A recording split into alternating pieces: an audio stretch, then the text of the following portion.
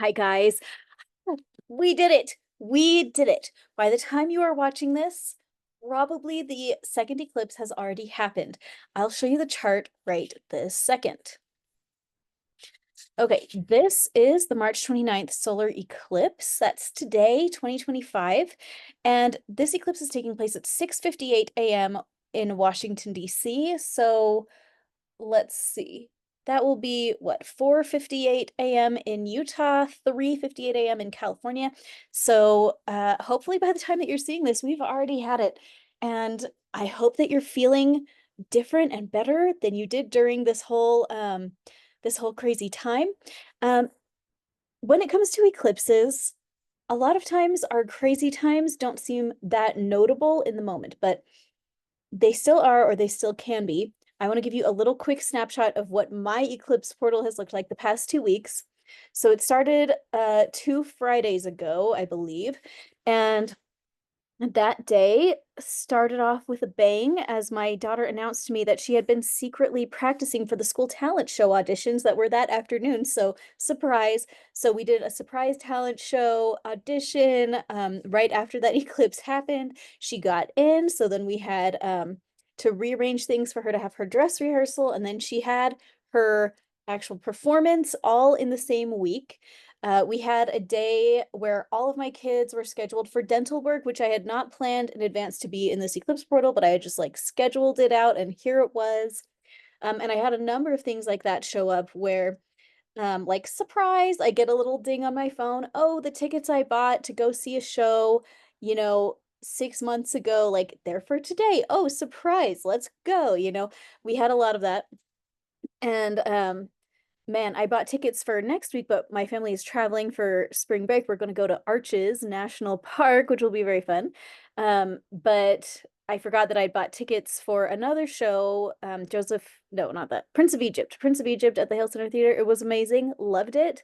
But I called them yesterday and told them like, oh no, I scheduled it in advance. I didn't know I was going to be out of town. So they moved my tickets to last night. So again, I had to like reschedule everything. We saw a lot of theater during this eclipse portal, but anyway, it was a busy time. It was crazy every single day. How much of it was super life-changing? It doesn't look that life-changing on the surface, but I think there was more life-changing stuff going on than we realized. So after one of the shows that my daughter and I watched this week, she's my little theater buddy. She's 11. Um, I I can't remember what show we saw first. But I remember having this conversation with her in the car, and this is just how it goes. Um, I don't remember what exactly happened, but I remember that we had a conversation afterwards about the play, and we talked for a whole hour about life and like the meaning of life and how the world works.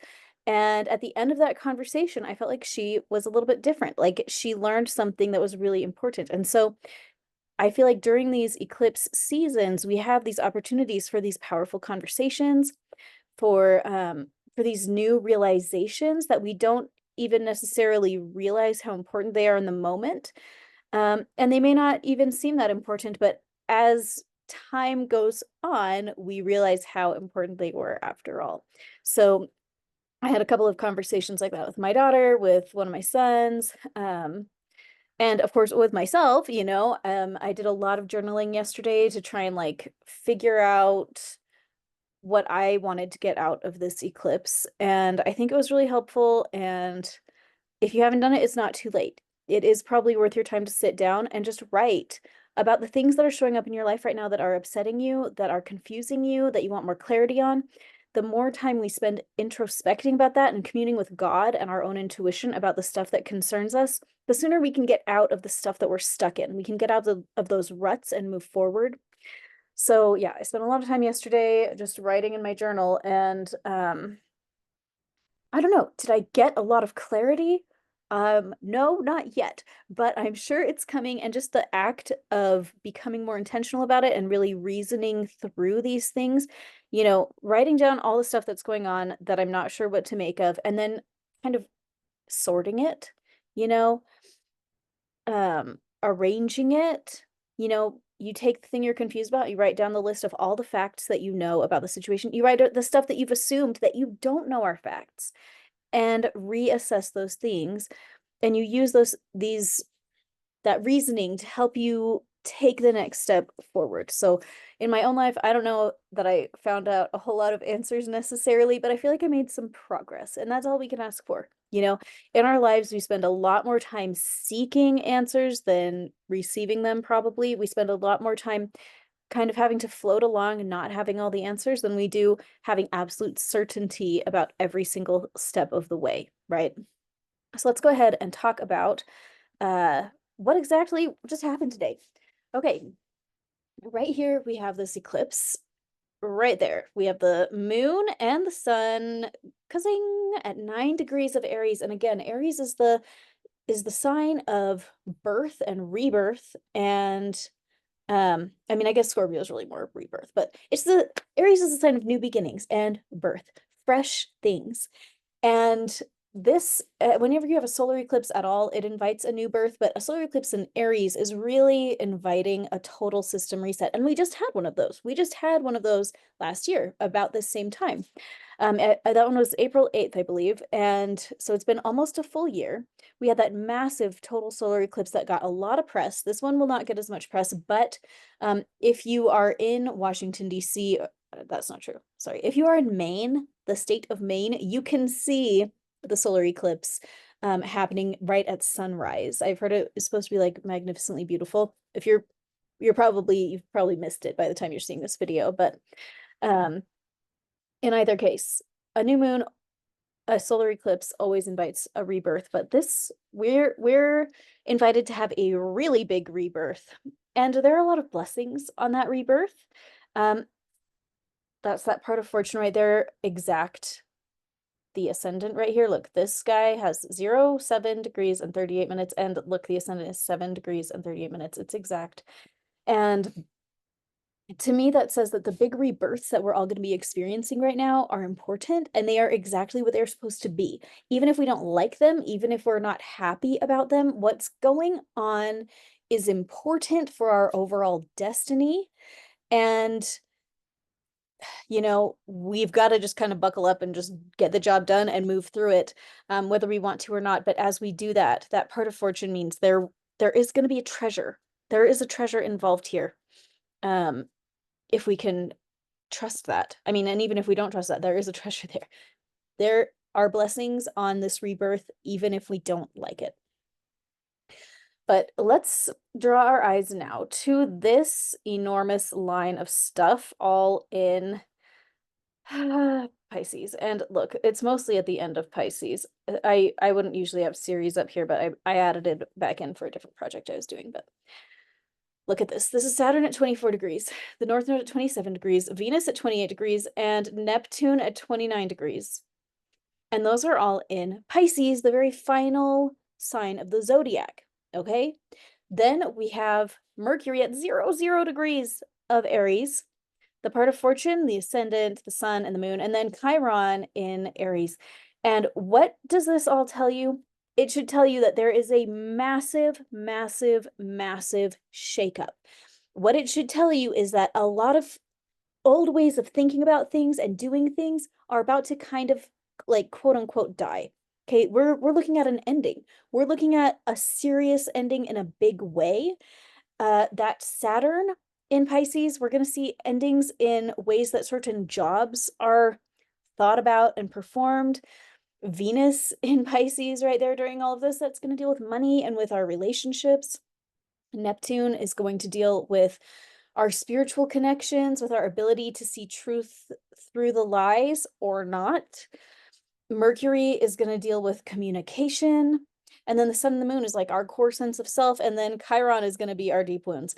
So all of this is signaling that there's going to be some big shakeups, and probably pretty soon.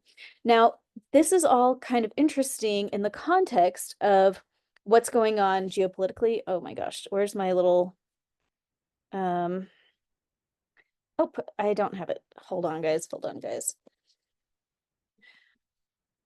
Okay, I'm just gonna go ahead and share my screen. And I just Googled this right this second, and I didn't have it ready ahead of time. I just Googled Trump, April 2nd, 2025. Okay, so all of this is happening today. It is March 29th, And here Trump declared April 2nd, 2025 Liberation Day. Okay. Okay, let's see. What do we need to know about Liberation Day? He has sowed confusion on what countries and goods will be included. So he's talking about tariffs. Um, here's a bunch of furniture advertisements for us. Let's see. Okay. Anyway, here's a bunch of information about tariffs. You can go and look up what's going on April 2nd exactly, and I guess we'll just see for ourselves what happens. But, oh, here, perfect. Here's a crucial quote. Presumably something is going to happen, but the hard part is trying to figure out what precisely that might be. Yeah, exactly. Okay, great. I'm so glad that that these economists agree with me because I'm like, okay, this is not really clear what exactly is going on. Yeah, it's not clear what's going on, which makes sense because of Neptune, and we'll get back to that in a little second. But as we're entering a new stage of economic interaction on a global scale, I mean, and at the same time, as we're looking at massive leaps in AI and the use of AI, think about that Saturn endings with working and how jobs work, how the economies are structured, Venus dealing with alliances and interactions between people and nations. We have Neptune, which makes it all really confusing. Okay. Neptune is always going to be the one that says something's probably going to happen, but it's hard to say what. That's a Neptune. That's Neptune. Um, Mercury retrograde, Gaul saying something and then having to re-explain it maybe multiple times because the meaning is confusing. Here we are. Here we are. And the things that happen in response to this, I don't know. I think we're going to see some really big shakeups. We may see them sooner than we think, and we may see them last longer than we think. And I don't know. Like that article said, it's hard to know exactly what will happen, but something is probably going to happen. Okay. Now we just went through these past 2 weeks, and hopefully you've seen some big shifts in yourself, and hopefully now you get a little tiny rest. But let me tell you that the rest may not be as it may not go exactly as you think it will because of this. This is Neptune at 29 degrees and 57 minutes of Pisces on March 29th. And let me show you tomorrow's chart in about 24 hours from now at 7:58 a.m. on March 30th. Okay, so look, this eclipse is taking place at 6:58 a.m. Hey, honey, what? Um, can I turn on the switch? switch right Yes, now? you may. Okay. Parenting. Okay. So that was at 6:58, and here at 7:58 a.m. we have Neptune entering Aries. And do you see that Neptune right here, the trident at 0000 degrees? And look how interesting that is. It's not aspecting anything. And I'm going to have to come back to that because it's a little unusual to see things that really don't aspect anything. I gave her permission to play. It's Catherine's turn. I'm just starting. Okay, well, then tell her to let Catherine go first and let him. Okay. I bought myself a Switch, guys, a Nintendo Switch because and this was like basically right around this eclipse, but I really missed Donkey Kong. That was the only game that we ever played like a video game when I was a kid, and I thought I just wish I had Donkey Kong, so I bought myself Donkey Kong, and now everybody wants to play Donkey Kong, which I can't blame them. I want to play Donkey Kong. When I'm done here, I'll probably go play some Donkey Kong, but okay. When Neptune enters Aries, we are in for a whole different ball game. Neptune has been in Pisces for a long time, I think since 2011, although I'm not fully sure on that off the top of my head. And man, we've just had some busy outer planets, busy crazy stuff involving Pisces and Neptune for a long time. And I need to make a whole video about it, and hopefully I can have it out in time for tomorrow in celebration of this enormous moment. But when we've had all this Neptune in Pisces energy, that is really the glorification of the outcast, of the reject, of I mean, it's the energy of destigmatization, okay? It's the energy of really, really like empathizing with people who have a lot of problems. And Neptune in Aries is absolutely none of that, okay?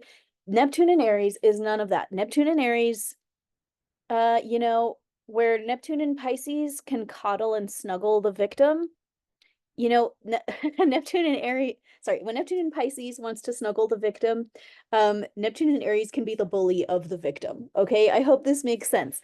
And I think we're already kind of seeing how this has been taking place and how it's been kind of adding up in terms of, you know, for example, like having a bunch of quotas on different job scenarios, you know, to make so like for underprivileged communities to have more representation, like that is quintessential Pisces Neptune. Okay, and now we're moving into Neptune and Aries, and Neptune and Aries has no space for that. Neptune and Aries wants to burn that down. And remember that Aries is a fire sign. And we're seeing that. We have started seeing that with this new administration making a lot of changes in that area particularly. And the thing that you got to realize is that, like, buckle up, because that energy is probably going to get stronger and more persistent over time. And I believe Neptune will be in Aries, mostly in Aries. I think it may retrograde back into Pisces for, you know, a few minutes, whatever, in a couple of months. But it will really be here for about 10 years. I think it moves out in 2037, off the top of my head, so that might not be totally right, but we're looking at 12 years of Neptune and Aries that is not interested in destigmatization. It is not interested in serving the underprivileged. It is not interested in really making a lot of space for the outcasts and rejects. It is really interested in becoming the hero, in glorifying the hero, in seeing you know, in magnifying I don't know, heroism. That's probably like the simplest way to say it. You know, in contrast to like reject energy, it's like the opposite of reject energy. I hope this is making sense. And so yeah, we're already kind of seeing that building up right now, and it's gonna get a lot stronger over time, I believe, especially when Saturn enters Aries in just a few months. I believe that is taking place in June. But again, I just sat down here because I had 5 seconds that I thought my kids would interrupt me, which was not true, but here we are. Um, so I'm a little bit ill prepared, but I believe it's in June that Saturn will also enter Aries. And when that happens, when both Saturn and Neptune are together in Aries, um, everything that's going on with Neptune and Aries plus Saturn and Aries is gonna like really kick off. And that will be when there is really no tolerance for the stuff that people have really been crying for tolerance for the past, you know, since about 2003. So we will see how that plays out, but that is a big energy that you're gonna want to keep your eye on. Um, in your own personal life, the best way to use this energy is to become higher agency. Okay. So in a previous video, I talked about how we had to embrace our main character vibes, and I got a lot of questions. What does it mean to have main character vibes? Well, what it means is to have high agency. That's the other way to explain that. And if you go into ChatGPT or Grok or something and say, what does it mean to have high agency? How can I have higher agency? It will tell you. Um, but basically what it means is that, okay, every human being has agency, okay? And what that means is that we have the ability to act as an agent for ourselves. We can make choices, we can make decisions, and we can say, I'm going to do that, and then we do it, okay? To be a high agency person means to take a lot of responsibility for how your own life is going. To be a low agency person is to take very little responsibility for how your life is going. Low agency energy is victim energy. It's the energy of like, oh, there's nothing I can do about that. Um, and then high agency energy is where you say, oh, well, that seems like it's out of my control, but I bet there's something I could do, you know? The world has basically been formed by high agency people, okay? The people in this world that decide that they want something different and they take personal responsibility for making it happen, and then they go out there and they make it happen. They go out there and they get the job done no matter what it takes.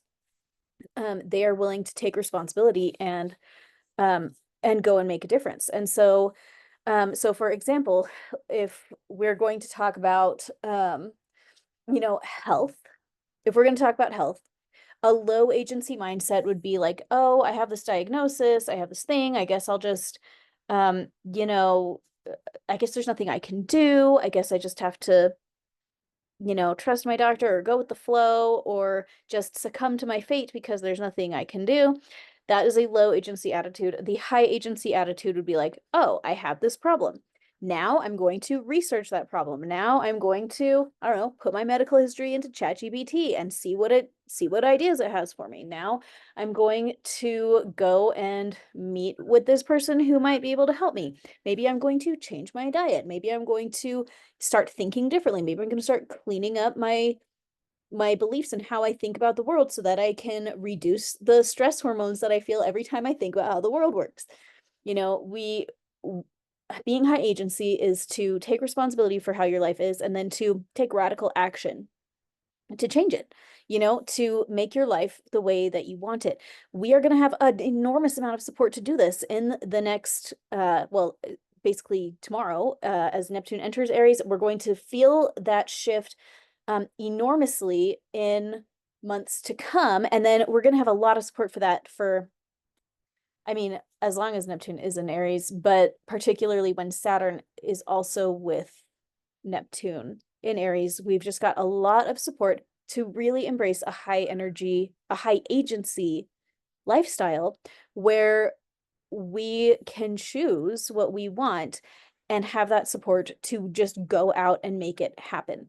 Now, this is going to be really something for a lot of lower agency people out there um, who have viewed themselves as really being at the mercy of other people's decisions. And as we enter into this phase, I'm trying to think of how to say it the right way, but basically, I think we're going to see um, people who have really, uh, been kind of thriving in victim zone while Neptune was in Pisces and while we had these other outer planets, in a similar region since 2003. Um, the people that have really embraced victimhood, that have refused to take personal responsibility for where they are in their lives, um, and were able to kind of float by on that because with Neptune in Pisces, people had a lot of compassion for that. People were really willing to serve that. That is going away. The scaffold is about to fall. And when it does, the people who are high agency already are going to become even more high agency, and they are going to see that they will have even more opportunities to take responsibility for their outcomes and more power to do that. Like not just the responsibility, but also the ability to, you know, to change their outcomes. The people who have been in a low agency space, who have the scaffolds kicked out from under them by surprise, because they're not hanging out with you and me, out here on this YouTube channel, like they don't even know what's coming. When that scaffold gets kicked out from under them, they too will become higher agency because they will see that they will have to take a lot more responsibility for their own outcomes. And how they do that, depending on what situation it is and the people involved, um, people who have built their entire way of life around a scaffold that gets kicked out from under them, uh, that can get ugly. And so I do expect that. I do expect that we will see some ugliness basically. Now, all of this is moving forward um, towards the convergence on the Aries point. And man, there's so much to say about that, but I should probably save it for another video. The Aries point is 0000 of Aries, which is where Neptune is entering Aries tomorrow. But between and then we have Saturn entering Aries. That's my understanding. That again, I haven't brushed up on it right before this video, but I believe Saturn is going to enter Aries. But then what's going to happen later on in the year is that Saturn and Neptune are going to retrograde and converge and be exact on the Aries point of 00 of Aries.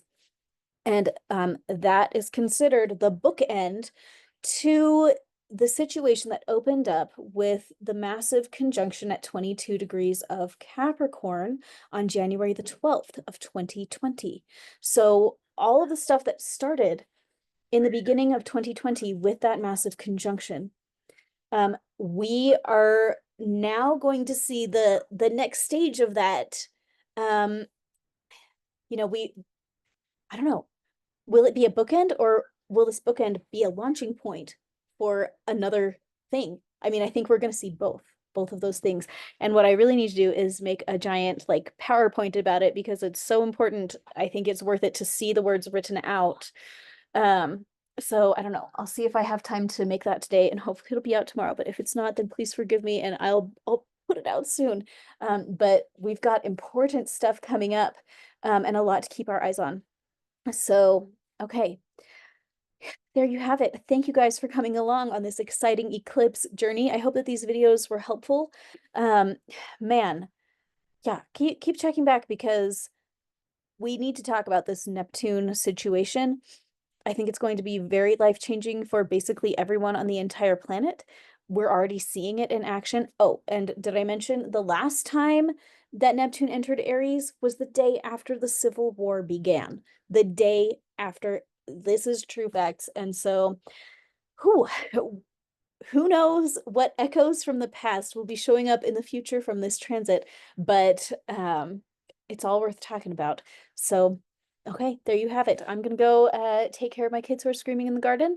And thank you guys for being here. I hope that your experience was positive.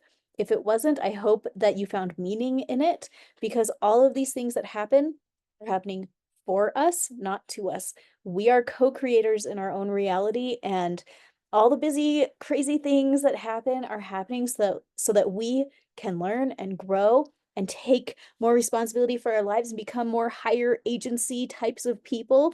And it's all for the best. And so keep breathing. We're going to get through it. We just completed this eclipse cycle. We have another one coming up in August. And anyway, hopefully I'll see you tomorrow.